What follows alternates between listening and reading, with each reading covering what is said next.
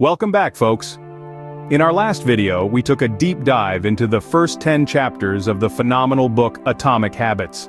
We explored how habits are the invisible architecture of our daily lives, forming the backbone of our routines and behaviors.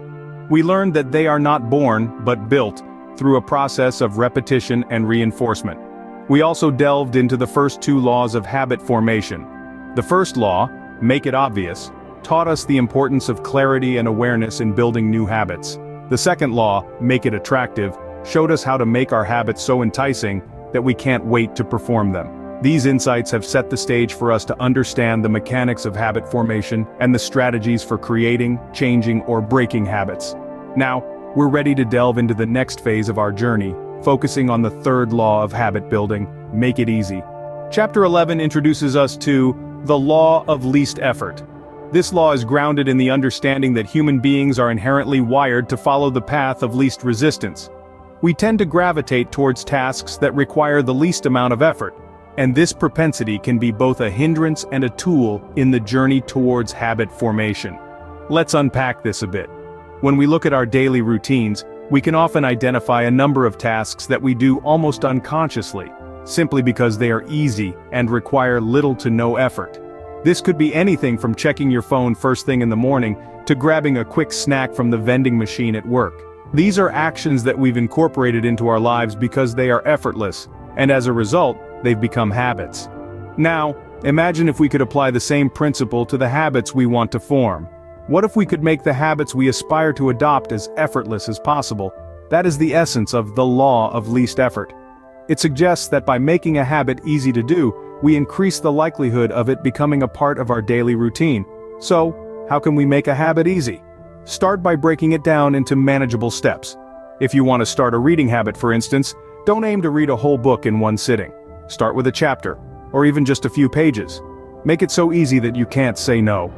Another tip is to prepare your environment to make the habit more effortless. If you want to start exercising in the morning, lay out your workout clothes the night before. If you want to eat healthier, keep fresh fruits and vegetables in plain sight in your kitchen. Remember, the law of least effort is about working with our natural tendencies, not against them. By making a habit as effortless as possible, we can harness our propensity for ease and convenience to our advantage. Remember, the easier a habit, the more likely you are to stick with it.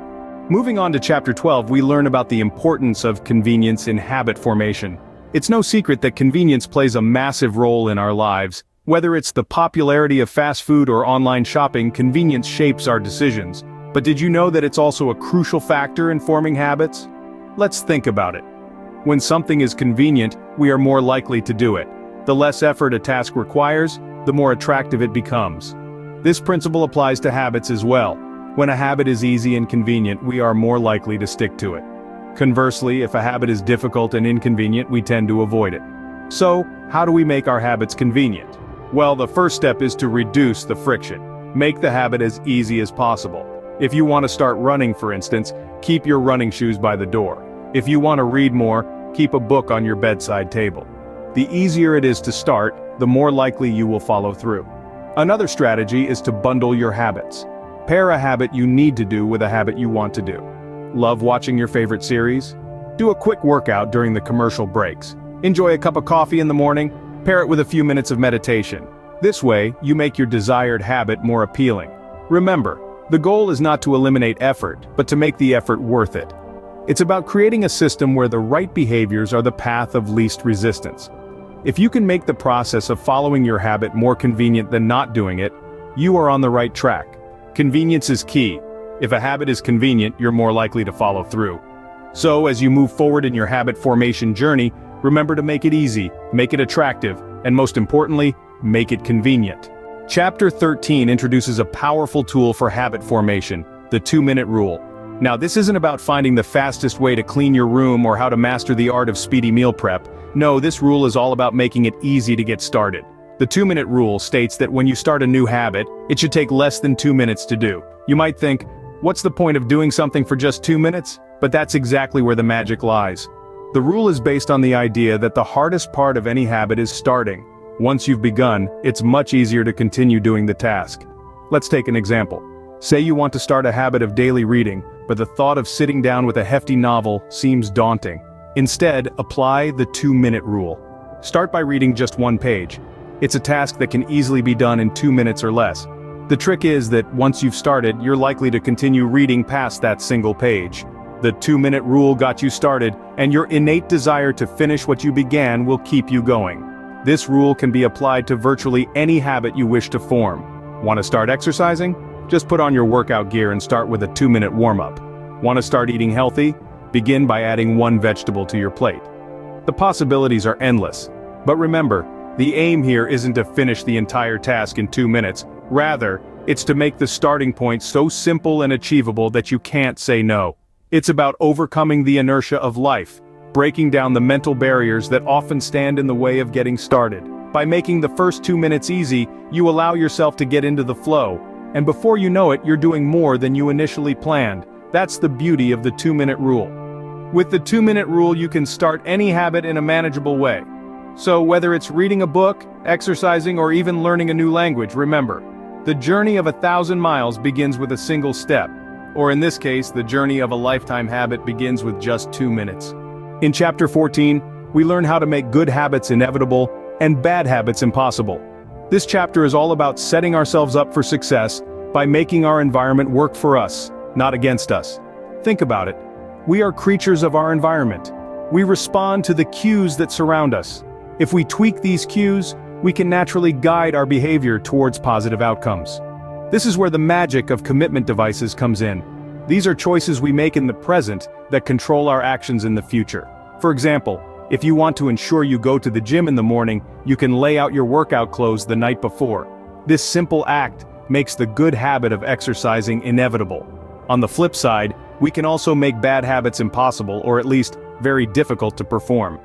Let's take a common struggle, reducing screen time.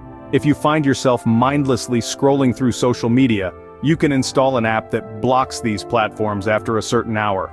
By creating this digital wall, you've made the bad habit hard to perform. The principle here is to create an environment where doing the right thing is as easy as possible. It's about designing a world where the good habits are the path of least resistance. Remember, our behavior is heavily influenced by how easy or hard it is to start a habit. And what about those pesky bad habits we're trying to kick? Make them inconvenient. The harder, the better. If we increase the steps it takes to perform a bad habit, we're likely to think twice before we indulge. The beauty of this approach is that it doesn't rely on willpower or motivation. It's about smart design and a little bit of self-awareness. When we understand our habits and how they're triggered, we can manipulate our environment to foster the good and deter the bad. By making good habits inevitable and bad habits impossible, you set yourself up for success. That wraps up our coverage of chapters 11 to 14 of Atomic Habits. We've journeyed together through the law of least effort, discovering the power of making our habits more convenient. We've learned about the 2-minute rule, a simple yet powerful tool to kickstart any habit. And finally, we've explored how to make good habits inevitable and bad habits almost impossible. These principles are not just theories, they are practical tools ready for your use. The magic happens when you start implementing them in your life. So take these lessons and apply them. Make your habits easy, make them convenient, and watch as your life transforms. Remember, the journey towards becoming better is a marathon, not a sprint. It's about consistent effort, not overnight success. So keep going, keep growing, and keep building those habits. Enjoyed this video? Show your support by liking and sharing this video. Don't forget to subscribe to Learn Versatile. Until next time, keep building those habits.